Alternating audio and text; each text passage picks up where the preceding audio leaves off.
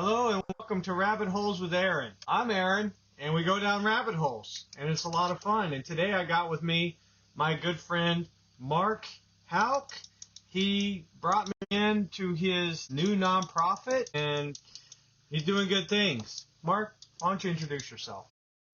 Hey everybody, Mark Hauk. Yeah, did some time with Mr. Aaron here and Gunny Evans, as we like to call him. So yeah, I have a nonprofit, M&M Foundation Incorporated, and we do a lot of good stuff in the communities where we live, and just real glad to be here. Glad to have this opportunity to go down some rabbit holes with Aaron, and I look forward to it.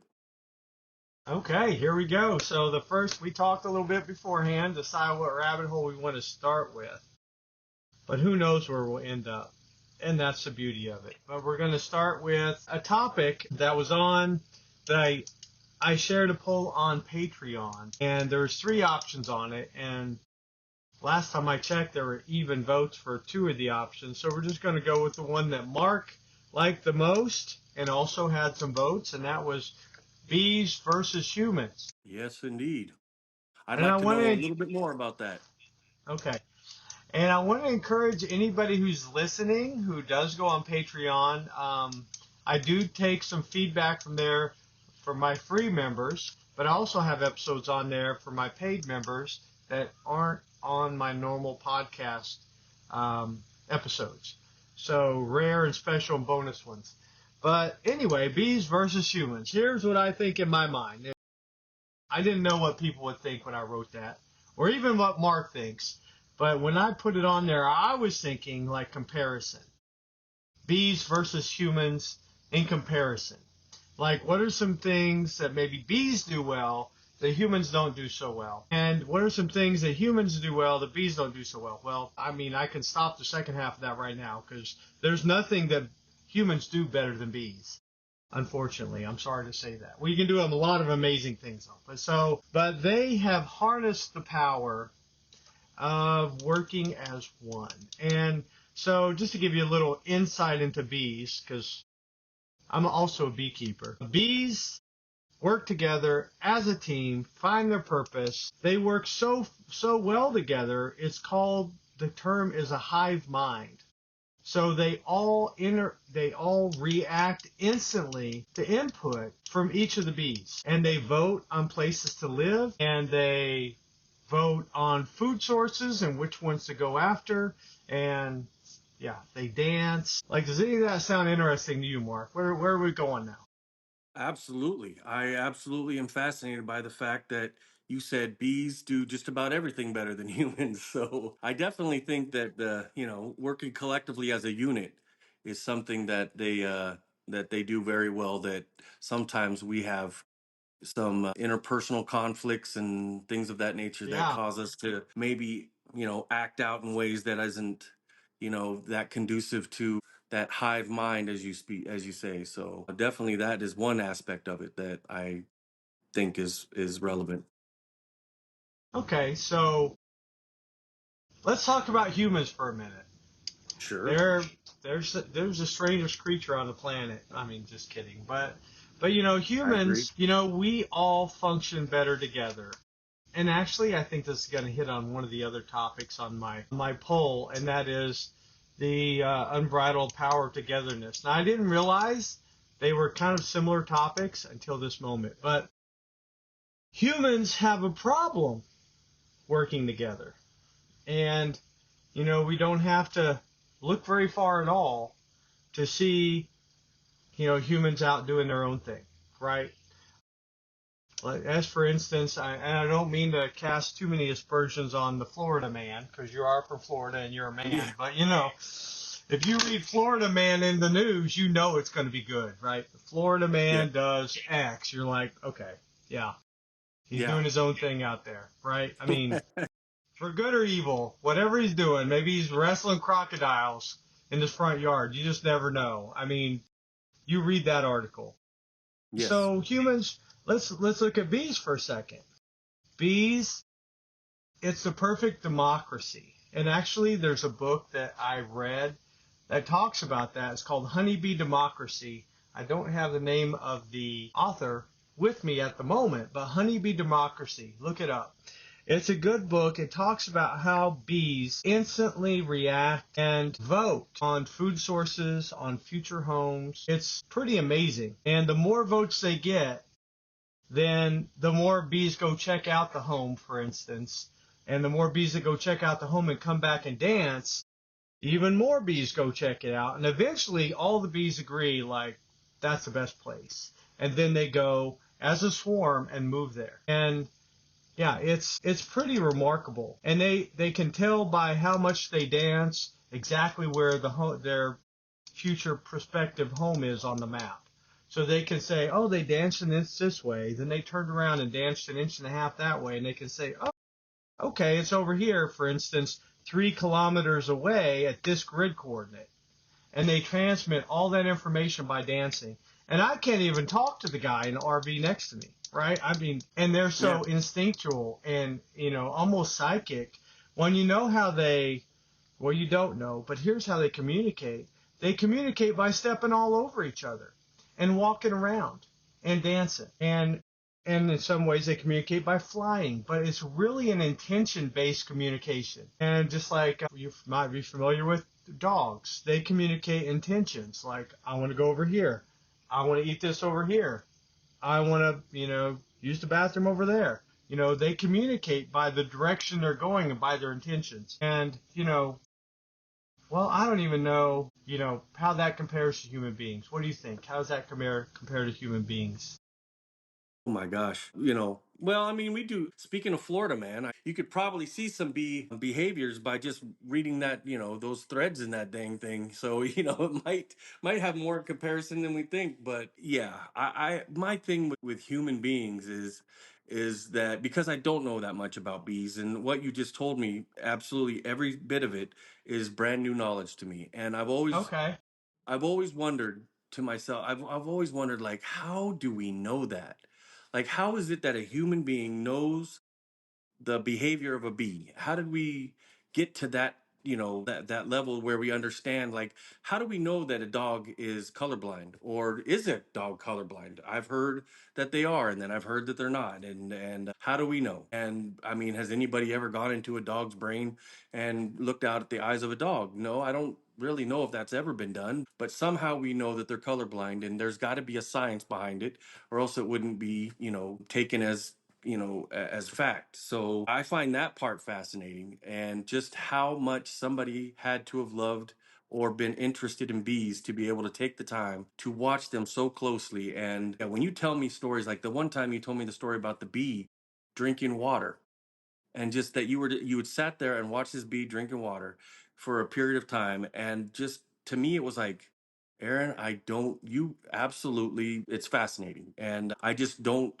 find the time to do things like that. And I definitely need to start, because there's so much that can be, be learned.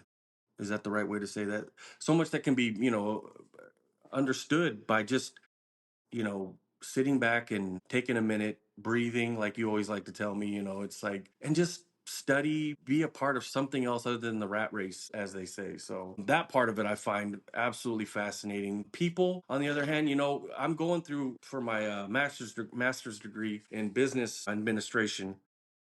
It's just, it fascinates me how right now we're on the topic of teams and diversity and conflict within teams, and how conflict resolution. And I'm, one of those things that I'm very good at, because it's like so this is what I kind of gather from that. And when you have people, you have personalities, and then those personalities, they have their own ways of doing things.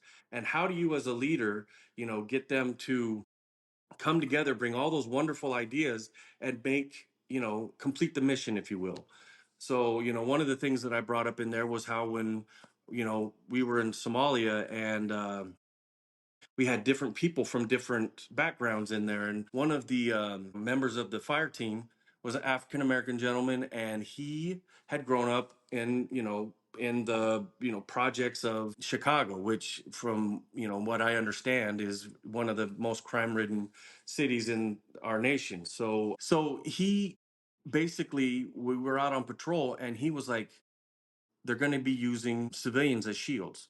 And we had already kind of, we had kind of, but like for me, I couldn't grasp that concept. Like, why would anybody ever do that? Like, that is the lowest of the low. Well, it's one of those things, you got to see it to believe it. And when it happened, we were better prepared for that, because instead of just opening fire and then, innocent people being injured or even killed, we were able to spread out, and gain tactical advantages and point of sight, those kinds of things, where we could lock onto our targets a little bit better. And if it wasn't for that understanding that he presented to us in the brief before going out on patrol, it could have been a disaster.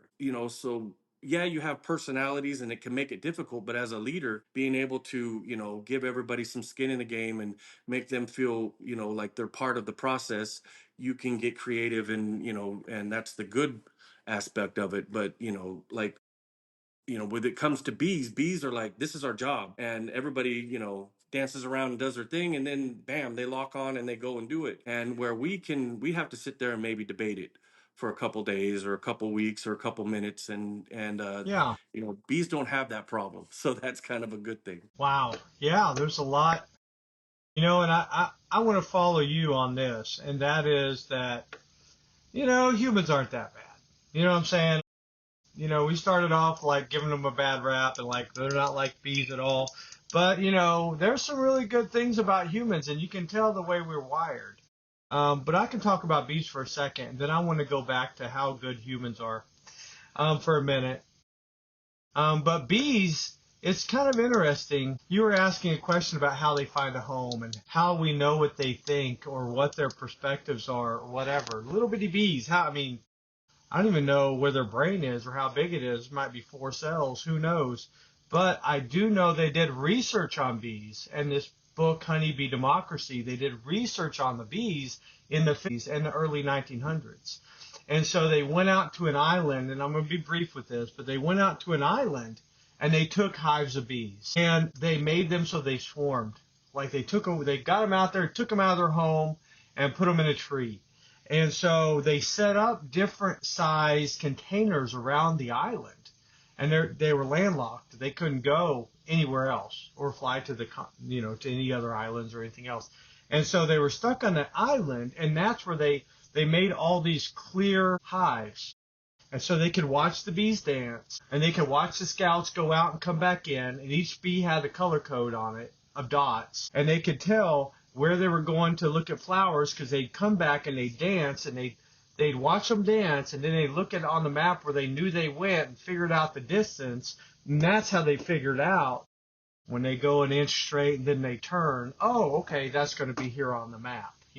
From watching their dances and looking at where they actually were going, they figured out number one, what the bees' high priority in a home was. Number two, where the homes were they were looking at and how they communicated that to other bees. So they were able to kind of look at the bees through the clear, I don't know if it was plexiglass or glass hives they made and see what they were thinking, kind of.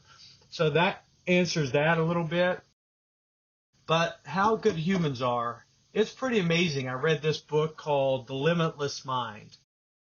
Once again, I'm not good with author names. I'm going to have to make a list of the books that I'm mentioning, and I'll mention an author's name somewhere. So I got Limitless Mind, and I've So yeah, got Limitless Mind, book and by Honeybee. Joe Bowler, Boaler, and Honeybee Democracy is Tom Seeley. Thomas Okay, well, Schreier Seeley. thank you for looking those up for me. Yes. But the Limitless Mind talks about how when you bring even 2 people together in proximity, you get exponentially more problem-solving solutions than you do with a person by themselves. And, they go on to apply that to, elementary school kids and myths that we all believe about elementary school, how you're just good at things and you're not good at other things. But they really took a lot of brain research and made it applicable. But what I learned from that is if we can get along, we're exponentially better together as humans. And you can see that in the examples you gave. Like, a fire team in the Marine Corps, or a Navy SEAL team, or, military applications, or, government, or in corporate world, where you just have a good team of people that work well together and they're just, you know, successful and productive. We can get so much more done in a team. And then you look at this weird thing you might not have ever heard of before. It's called marriage. I'm just kidding. Everybody's heard of it. Marriage, where it's like you got two people that are supposed to be on the same team and you can just get some stuff done, right? Yeah. Ideally. I mean, you take away the exponential problem solving factor if you're fighting against each other. I mean, we all know what that looks like. I mean, we all had parents, or we know somebody in our family that did not get along, right? And family is another structure where if you guys can get along, you can get exponentially more stuff done than one person by themselves. So we can see that, and that is the unbridled power of togetherness, really, in a nutshell. And, we can talk all day about how people getting along are accomplishing great things.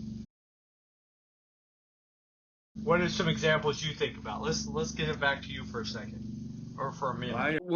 I mean, the whole thing that, the concept of, that togetherness is, that the fact, or I will say the fact, because it has been, studied and it's kind of been put out there as fact that humans are social creatures, and they have like a biological like need for connection in some way, for their health, for their safety, for success, for companionship, everything, all of those things. And some I'm trying to think of a good situation or something that has been in history that shows that really speaks to that.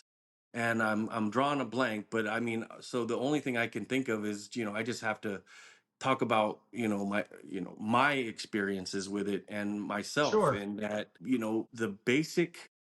So if you can, knowing that, if you can take that information that you know about, and then you can actually not make, but help, I guess is be a better word, or lead that togetherness towards a common goal, then that's, I mean, that's power, I mean, I guess power's the word, but it's not meant in a, like in a, I don't mean it in a Machiavellian way. you know sure, it's more sure. of a, if you have like, I always go back to this because it's my favorite book, Dale Carnegie and How to Make Friends and Influence People. It's that you are able to recognize something in somebody, and because you care about that person, you can bring it out, and so that everybody, the world gets an opportunity to experience what I saw.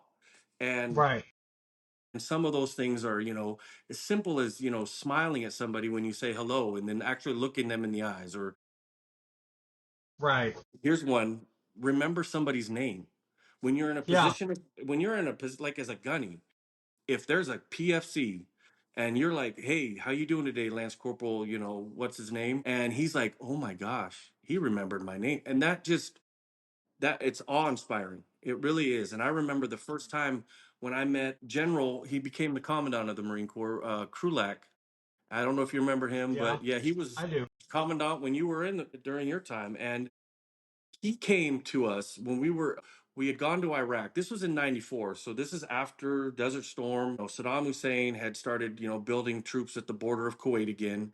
And so we sent a show of force over there. And I was on an MPF ship, one of those maritime prepositioning force ships that carries all Yeah, the equipment for the Marine Corps, that just sits out there with billions of dollars of equipment and, military right. hardware and vehicles and things like that, jets, airplanes, not airplanes, but helicopters. It just, we got there, and he happened to come in, and he flew in and showed up. He was lieutenant general at that time, and he sat there and he talked to us, and he asked me my name, and then he asked a few people their names, and I said, is Sergeant Houck, and he's like, oh, okay. And then that night I was at the mess hall in there, and he came in there, and and he was like, hey, Sergeant Houck, how are you doing?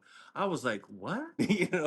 Like all that respect that I had for you just intensified a hundredfold, and that's a huge, component of just little things like that. If you just remember somebody's name, it means a lot to them, and genuinely caring about, Yeah. like how their life is going, So that's kind of that's an example that I feel is a good example of how, working together, building a team, or that connection that people have, and that biological need to connect is so powerful, is that Yeah. when you're able to pull that out of somebody, willingly or unwillingly even, it's a great experience, and the world is better off for having witnessed that or having experienced that. Well, and it makes you a better part of a team too. I mean, your story, like where you're like, hey, I am Sergeant Houck. The Commandant knows who I am.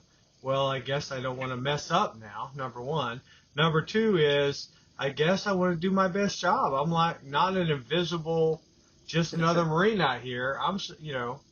He knows who I am. He might come and ask me later how things are. You never know. Like, how's the chow or something. And you could, Right.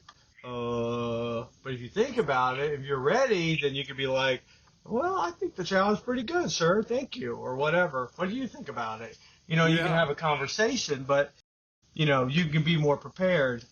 But I think, to realize the magnitude of the unbridled power, for instance, because like unbridled power. Okay. Two people together. Yeah, you come up with more solutions to the problems, but, does that really help? Let's just say you got 10 people together on the same team with the same goal, but each individual is different and they come from a different walk of life and they bring different things to the table. So you start filling in not only the cracks or your weaknesses, you start filling in the weaknesses for each other, and the whole team fills in spots of weakness with strength. And then, I'm really aware of a lot of my weaknesses and strengths. And so one of my weaknesses is like planning. And Jill fills that for me. Once again, my team, my bride, she's like, this is where we're going. This is when we're doing it. This is how we're doing it over here. And it's kind of loose, and I kind of dance all over it just like a honeybee. I'm like, okay, let's go over here. Oh, look. I see something in the distance. Let's go do that too, or whatever. And I'm messing up the plan everywhere I go. But, when somebody comes in and wants to fill that role, then it makes it so I can just have fun and I don't have to operate in that weakness of my personal agenda. So you got these shoring up all these weaknesses, and you just make everybody better when you start thinking about it. And you start if you come up with exponentially more solutions than you do by yourself, multiply it times 10. Multiply it times 100. Wait a minute, how many people are on the earth? Multiply it times 20 billion. What kind of power is there? What kind of power is possible if people start working together? You have neighborhood watch. People are working together, keep an eye on each other's stuff and look for strangers and watch out for each other's kids. And, it's like a team effort, and it's really powerful. I have an example recently where my truck broke down. We're towing a fifth wheel. We're coming out here to California, where I'm sitting right now, by the way. And the truck just broke down and it wouldn't start. We had it towed. They worked on it. Cost more money than I care to share on here. We got it fixed. But when I was getting it worked on, they gave me this exponentially large number to get it fixed at the dealership. And I was like, well, first of all, I don't know if I can pay that. Second of all, you know what? Let me talk to some other humans that understand diesel trucks and see if that sounds accurate. And actually, I gathered so much information that I am like an expert on the CP4 fuel pump in a diesel pickup. I'm like an expert now. But it wasn't because I don't like to research. I don't like to read stuff online. That's something, once again, my bride finds fun. I can say, I wonder what's wrong with this fuel pump. And like 30 seconds later, she's on her phone, like researching it up and like, oh, this is the highest probability of what will happen. I'm like, Well, I'm glad you did that because I would never look. I just say I wonder and go on, you know. Yeah. So it's like this team. It's like it's an invisible mesh that's. And I found I had more team members than I thought because some people that are kind of casual friends spoke up and spoke in and said, "Hey, by the way, this is what you need to know about diesels. Let me send you something. Here's a YouTube video you need to watch."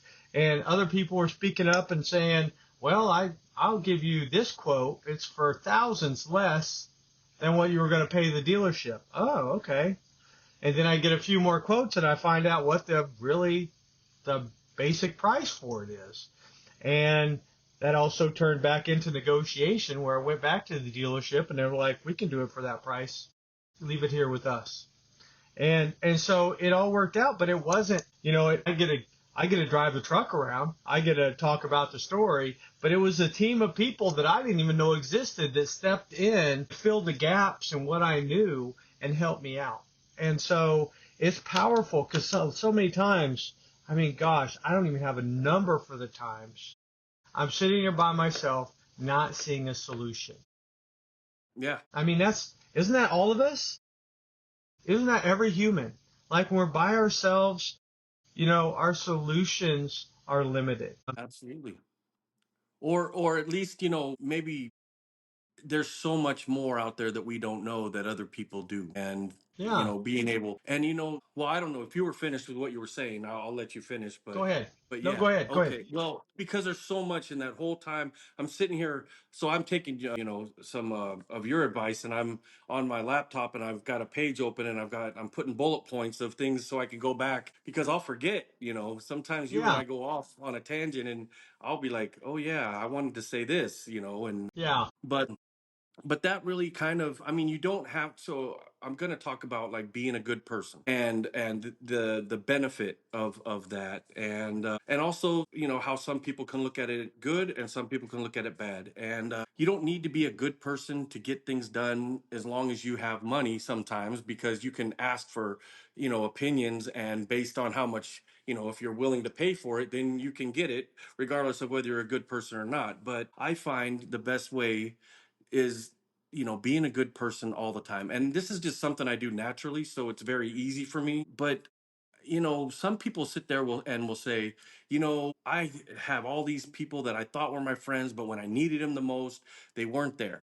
And, Yeah. I used to be like that. I used to sit there and say that. And then guess what I found out? Yeah, I might have had to go through a tough time because nobody helped me in that circumstance. But I learned so much from that negative experience that I have Right. now I'm wise in that Right. area, or I've learned how that happened. And, like speaking about your truck, it's like, that maybe there was a way to prevent that in the, but going through that, you're an expert now. You know what I mean? It's like you went through that difficulty and now you're an Yeah. expert, and you're going to, that'll never happen again. And that's a beautiful Right. thing about life, and being a good person is you're a good person. So how many people did you have giving input onto things? I mean, you had, I mean, like a multitude of people that just, and Right. good people have that.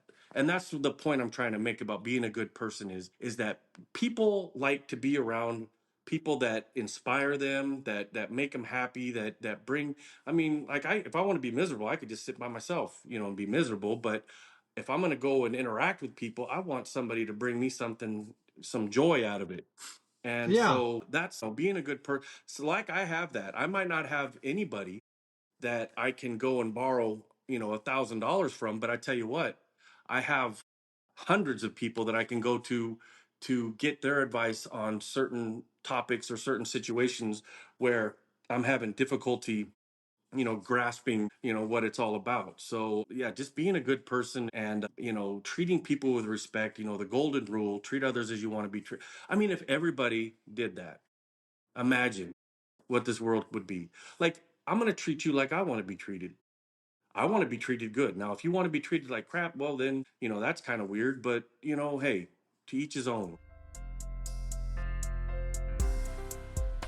Thanks for listening to our podcast. We'll be right back in a minute, but first I want to tell you about some new exclusive access on our Patreon.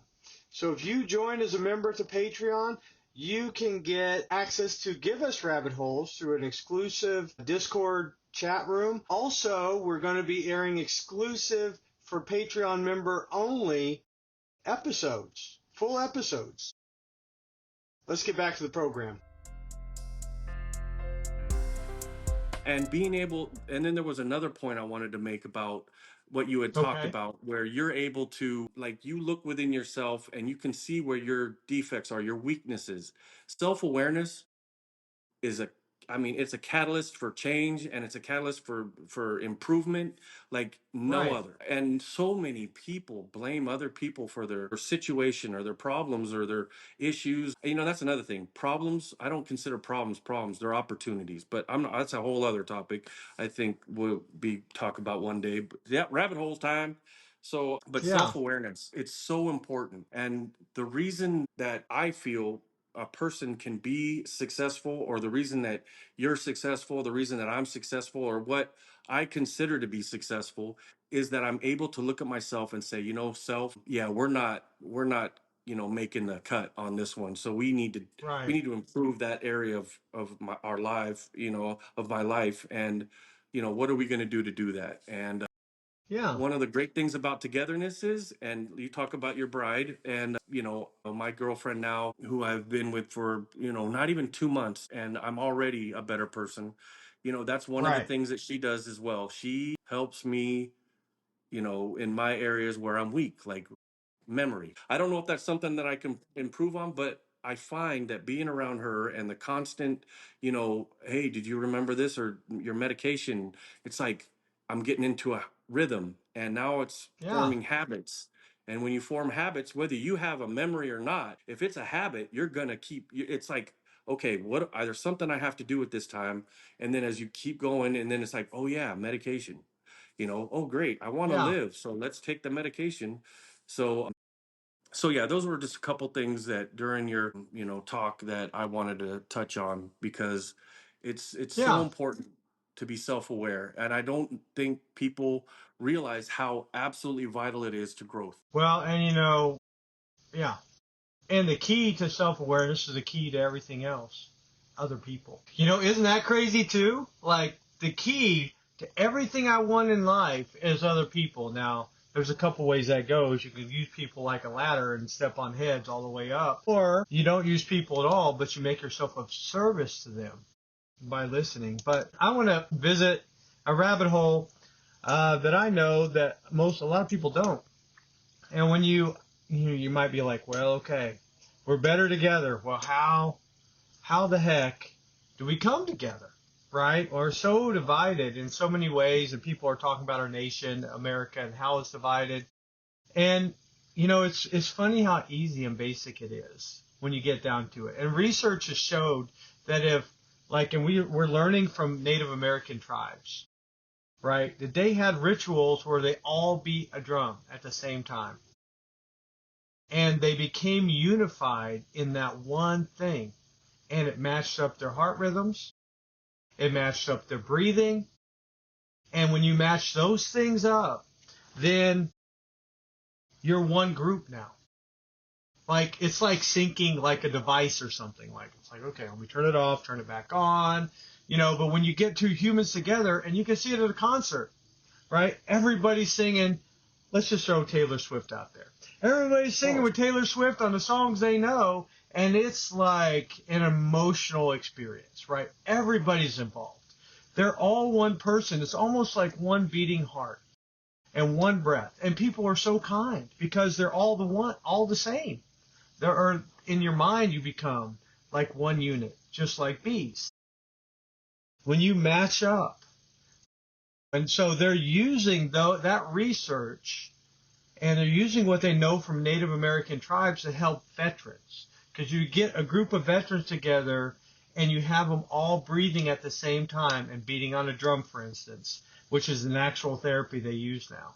It brings them back together into a new tribe. You know, the American Indians had a lot of things right? Doing everything as a group, doing everything as the village or the tribe. There was no one person Like, I'm going to look good. I don't care what happens to the rest of you guys. No, everything was just like bees think. Bees are thinking about surviving the winter.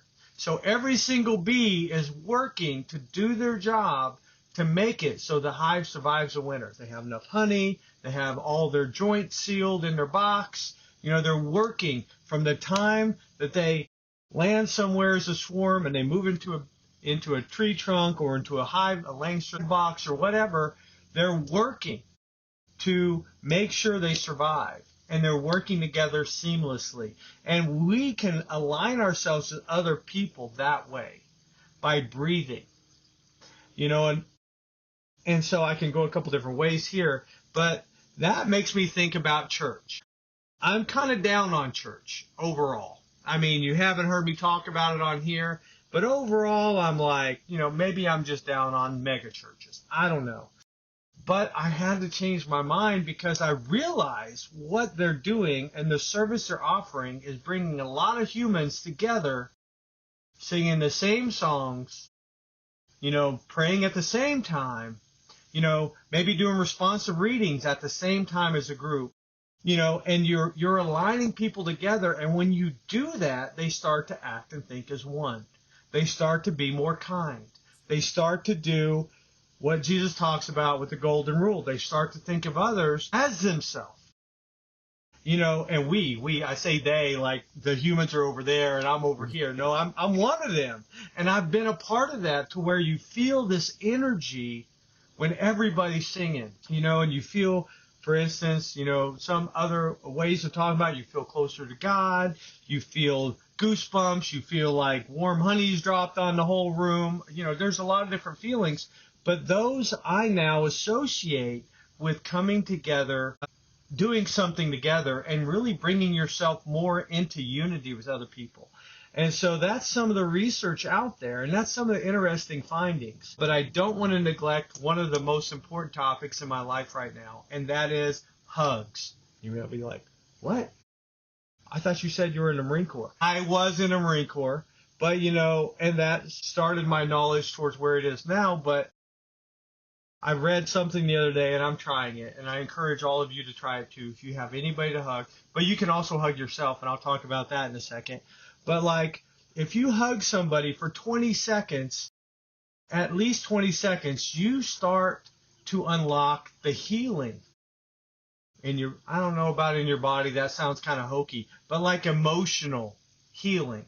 Maybe physical healing, I don't know. And, you know, it's funny that, you know, in the world today, I don't know how many people hug for 20 seconds. As a matter of fact, I usually hug people for 2 to 3 seconds if I hug them. Now, me and my wife now, I'm hugging her and I'm counting 1,000, 2, 1,000, all the way. And it's a long time. So I'm pretty sure nobody's hugging that long. We kind of, as guys, we hug like the shortest amount of time possible. And it barely counts as a hug, right? A side hug if you can. Like, hey, whoa, I'm paying out man cards here. Okay, for every second I'm paying out 10 man cards. I get it, right? I get it. But while nobody's looking, you find a relative, aunts are good for this, you know, and, you know, or wife, if you have a bride or girlfriend, you know, significant other, find them, get somewhere private, because it might feel awkward, give them a hug and count to 20 and just see how you feel. I can tell you that, like, my wife is now addicted to this, like, after a few short times. And, you know, and I feel good. And I feel good even better that she feels good, right? Like, win-win. Win-win-win-win. A page of wins, right? So I encourage you. And this, I think, also fosters this unity between people. Like physical touch for sure. But let's say you're on a deserted island. There's nobody there but sea turtles, and they bite you if you try and hug them.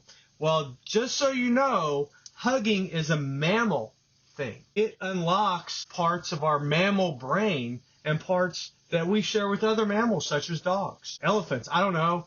List the mammals. You know, don't hug a tiger. That's a mammal. But I'm just saying, and you can hug your. But the main 3 principles I was taught on this is the warmth of skin contact and a soothing noise and what was it? 3 things. human contact, soothing noise, like, it's Yeah. going to be okay. I've hugged myself that way. It's going to be okay, Aaron. It's going to be okay. And it does take it down a few levels when you hug yourself. I don't remember what the third thing was. Maybe it's part of it's touch, it's warmth, and it's the sound. That's what the three things were for making that kind of contact with yourself. But it works with all mammals. Try it with your dog. Try it with, the hug. You don't have to squeeze them to death, but you just make contact with them with warmth, and the Yeah. noise, So give that a shot. But, I like to try and bring it around to something you can actually do and not just talk about problems that there's no way we can solve. So that's what I wanted to say. Those thoughts have been broiling in my brain. And so, because I thought, let me take you back to what I thought before. Church is taking my money. They don't have to pay taxes. They're robbing me for nothing at all. But now I realize, it might even be worth what you might pay to a church in an offering to experience that unity for an hour to 2 hours. So, I'm not trying to say go to your local church. Go to one you're comfortable with. Try it out. But you can experience it, like I said, maybe at a concert, at any gathering of people, probably, well, maybe even political gatherings, as long as you gather with the side you're a part of and not with the other side. You might get beat down that way, but, it's, riots are another powerful form. You can see what man can do. Of course, it's destructive when they come together with a unity. It's like the LA riots, everything Yeah. gets broken, everything gets destroyed. Okay, it's a destructive force, but they came together and it's this raw emotional energy, and you got to watch out for it, probably. But it's another example of that power of when we come together. What do you Yeah. think? You got more rabbit holes. I see you over there. Yeah, I'm writing stuff. I'm typing. Yeah, the funny and not funny because it wasn't. There was nothing funny about the LA riots, but that was in '92, and the reason that I remember that so well is that we were in 29 Palms, and this was before you got there. And when that happened, sitting at my house, in 29 Palms, and you know how 29 Palms is up in the, up in the High mountains desert. there, and yeah, in the desert, the high desert, and so it kind of looks down on everything, but you could see the smoke from in that direction. So you could see the smoke from all the fires and everything. And it was just so calm and peaceful there in 29 Palms. But the thought that you looked over there and you saw that smoke billowing in the sky like a good, 60 miles away or 45 miles away. And Yeah, you're like, there's nothing but chaos there. And here I am, sitting back and, enjoying the weather. Well, 29 Palms, you don't really enjoy the weather there. You suffer it's a through it. dry heat.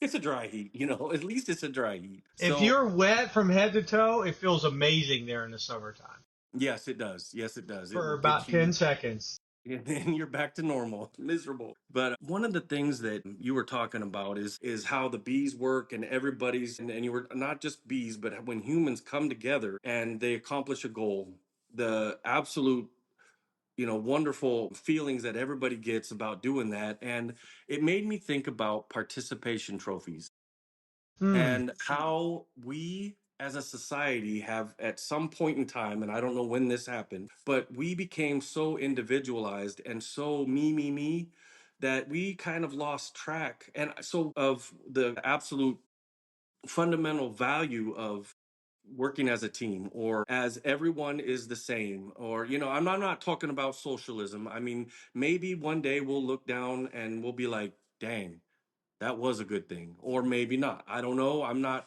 really much of a socialist. I don't have that mindset. I do like capitalism, so I'm in no way saying that either. But the thing is that during that course of time, whenever that was, and I don't know, it might have been from the very beginning, but it's like when participation trophies came out, everybody's like, no, no, you got to be kidding me. You can't do that. And I just thought about it when you said what you said. So this is a brand new thought to me. So forgive me if I'm off on my thinking here, but it was a good attempt to try to include more people and maybe come up with a better result. You know what I mean? So I see well, at least that's kind of how I'm looking at it is that maybe it wasn't so much that everybody's like equal, but it's more of you'll get more people to participate Right. if you make it about everybody and not just one person, because we can't all be the best. I mean, MVP, that's great, but only one person gets that. But if Right. you have a group and they're that's, I see the value in that. And maybe we don't call it participation trophies, but the thing I wanted to touch on with that, with just the absolute fallout. I don't know if you remember that, but like I remember when they started coming out with those, you couldn't walk 5 minutes in any direction without somebody having some sort of an opinion about how stupid that was. Even I at the time was like, this is the dumbest thing ever. Now you're going to take all the competitiveness out of people because everybody's getting it. Why be special? And there's definitely a part of that that I agree with. But it's just the way people, it was like vitriol. It was so amazing Yeah. to me, the absolute anger. And so I mean I don't know where that rabbit hole is going to lead me eventually, because now it's going to be in my mind and I'm going to have to think about it more.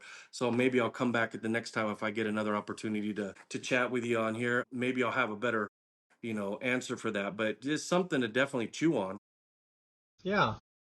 And the other thing I wanted to touch on was the hugging thing. I'm an absolute, and the way I like to do it is I preface the whole thing. It's like, it might sound kind of odd because it's like you don't go up to a girl and be like, I'm gonna kiss you now. It's like that doesn't Right. that kind of takes all the romance out of it. But with people, it's like they put their hand out and I'm like, I'm a hugger, get in here. It's like, come on, bring it in. And well, first of all, that will definitely keep you from getting beat up or slapped or embarrassed, because if they're not a hugger, they're gonna let you know right off. No, I'm good. And they'll put out the hand and you shake Right. their hand and be like, you're missing out.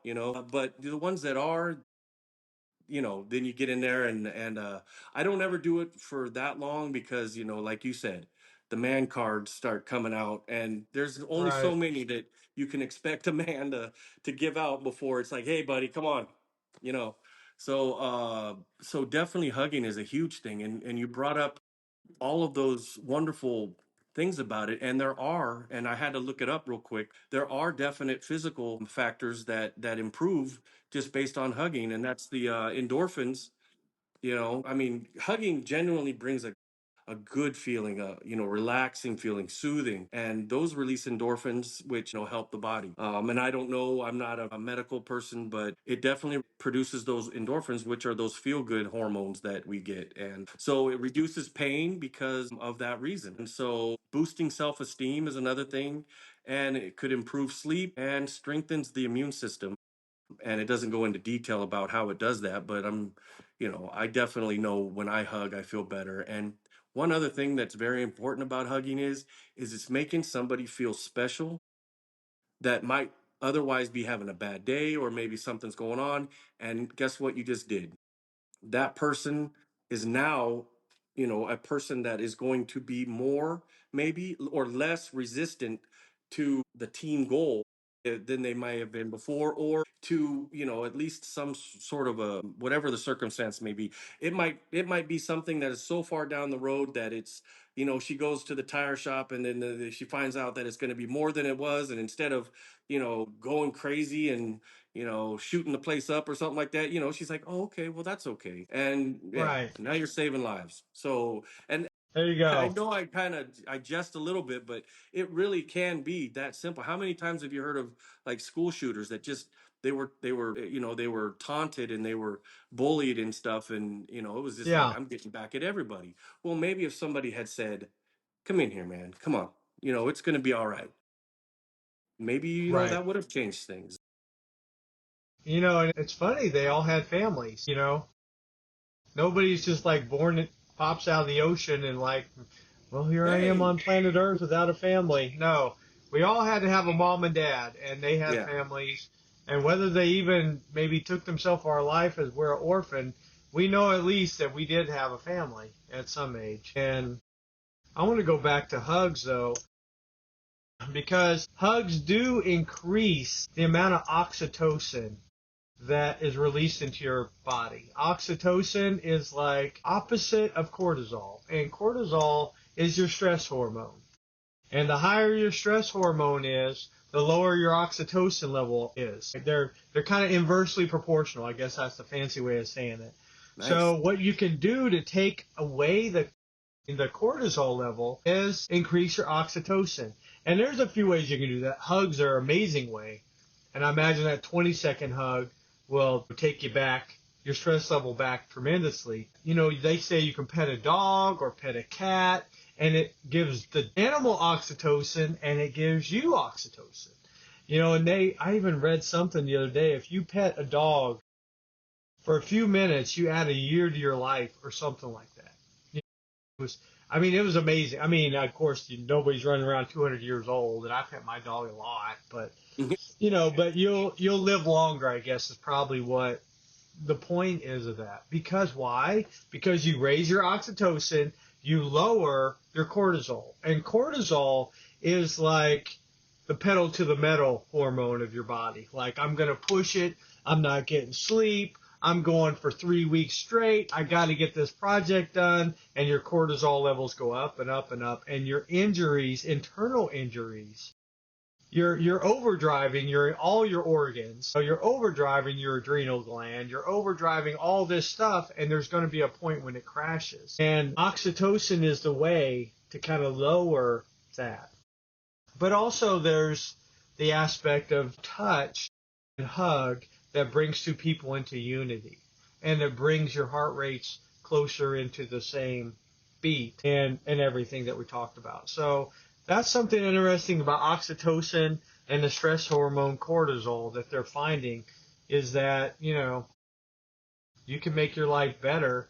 In other episodes we talked about how you want to go out and get some physical exercise, how you need to listen to people more. We've talked about the golden rule here, but it's something as basic as human contact, physical contact, and listening, and petting a dog. And so it's like, this isn't like, okay, first you want to build a spaceship, then you need an air system that gets you to Mars. Then, no, it's like all you got to do is find an animal and pet it, or give a human a hug, and we can start on the path towards peace and joy and relaxation and unity.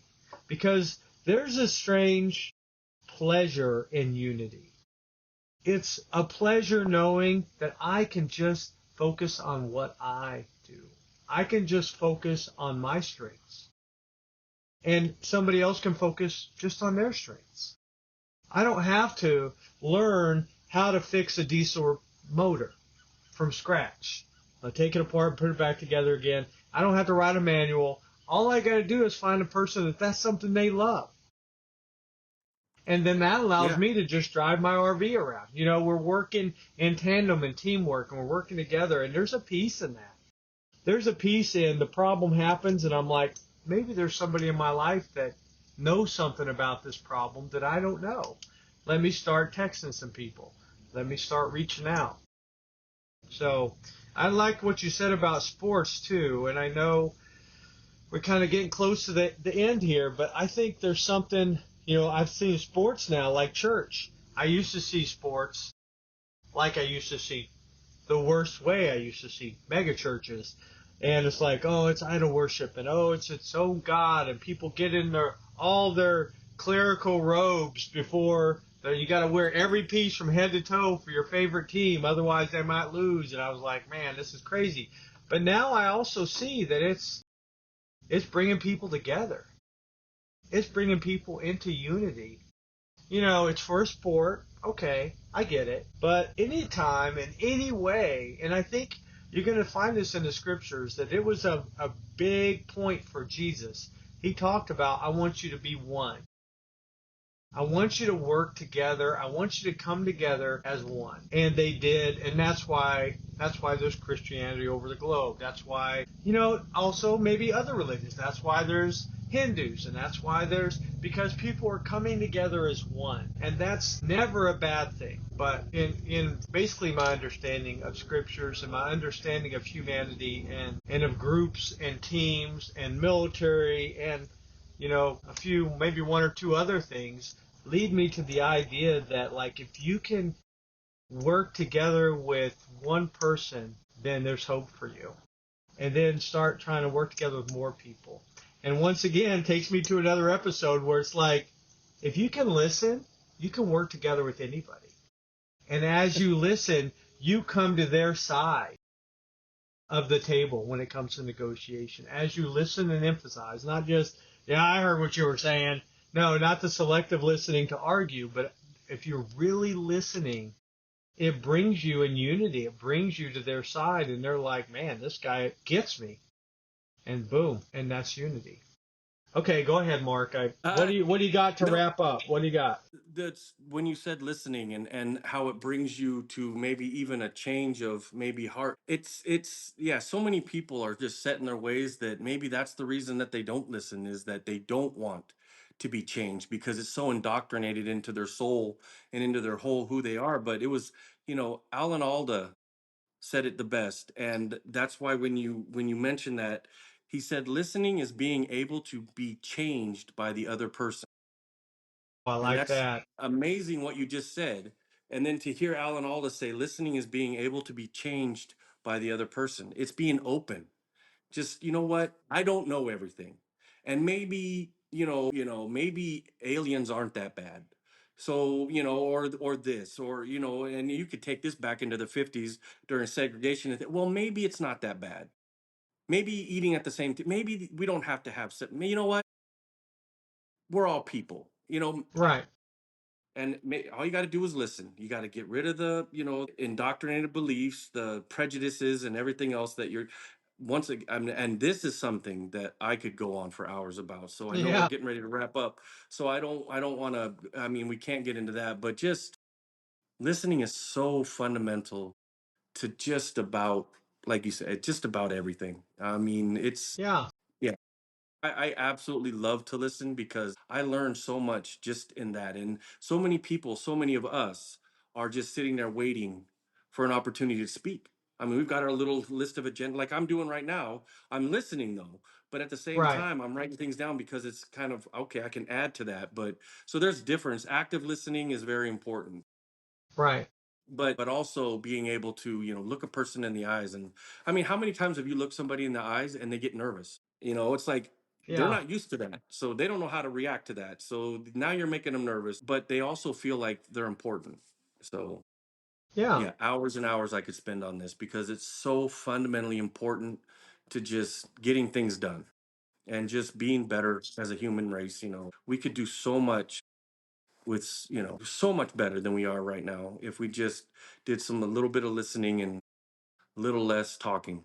That's why God gave Yeah. us 2 ears and one mouth. Yep. Yep. Well, and you can also study a little bit by looking at the opposite. What is the breakdown of society? Not listening.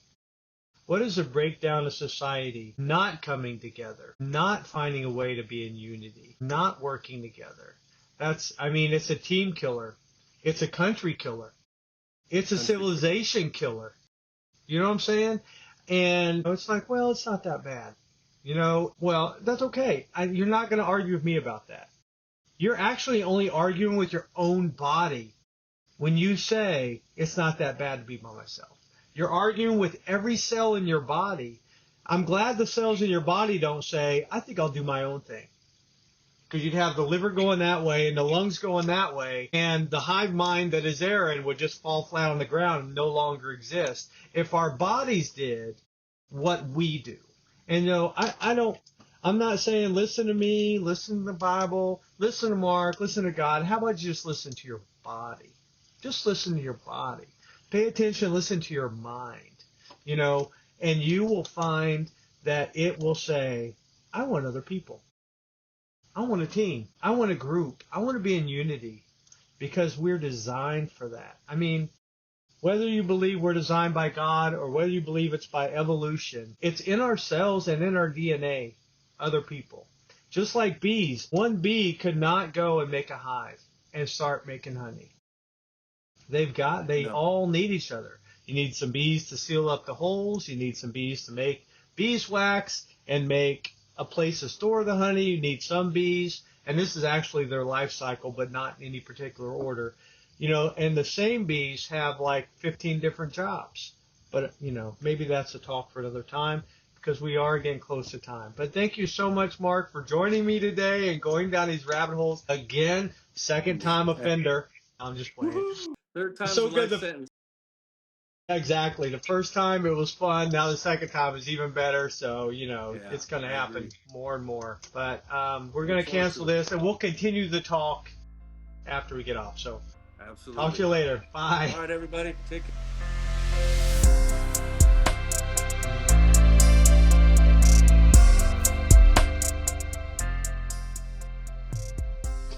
Thanks for listening to our podcast. Tune in to Patreon and Facebook, and we're now on Red Note for more Rabbit Holes with Aaron. Thanks.